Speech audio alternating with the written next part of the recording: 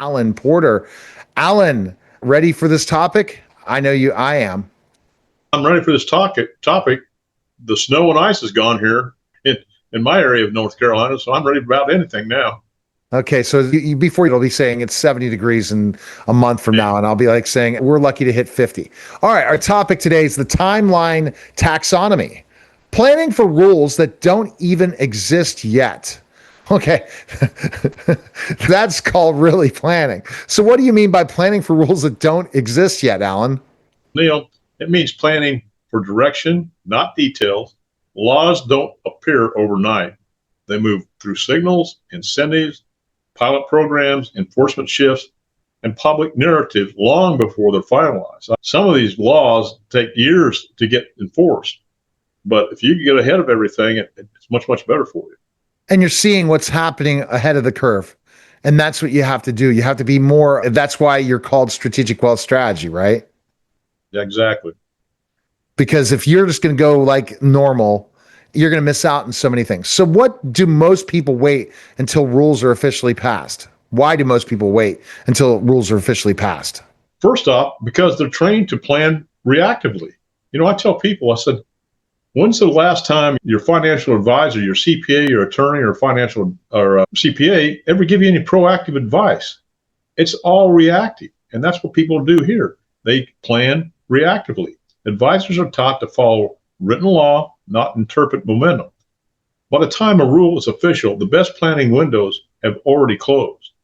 And if you don't plan proactively, you're going to lose tens of thousands, if not possibly millions of dollars in undue taxes that you don't have to pay because you've got to have a plan for it. Yep. What are the early warning signs that a new rule is coming? Changes in reporting requirements, enforcement priorities, which is very large, language used by regulators, temporary trial programs, and incentives that quietly push behavior in a certain direction. Now, Neil, these are just breadcrumbs, not coincidences. Why are high net worth individuals more exposed to future rules? I'll tell you really, because the new rules are usually aimed at scale, income, assets, visibility, or influence. Even a rule starts small, it always expands upward. And this is where you look at Congress, right? And what they're looking next to pass, especially for high net worth individuals. Absolutely. What's the risk of waiting for clarity instead of planning early? Clarity often comes with constraint.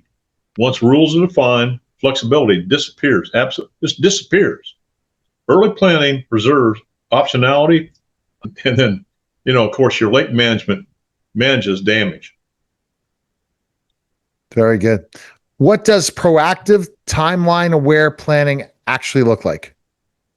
Neil, it's like I've said, when you and I first started, you got to have a plan. If you don't have a plan, make a plan. If you do have a plan, you've got to improve on it all the time, whether it's monthly, quarterly, semi-annually, or annually.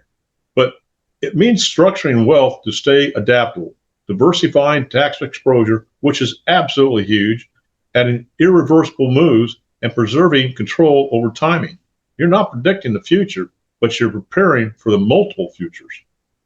All right. Because everything changes all the time, Neil, and people are not prepared for it. Totally, all the time.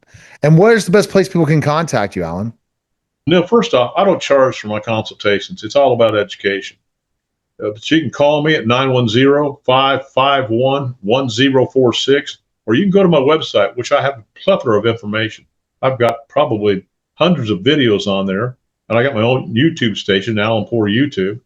But that website is www.strategicwealthstrategies.com, and my email is, strategicwealth0@gmail.com. All right. Everybody needs to have this information, because if they don't, it's going to affect their financial future, and not only for them, but for their families also. All right, Alan. That was the Strategic Wealth Strategies podcast, guys. Take care.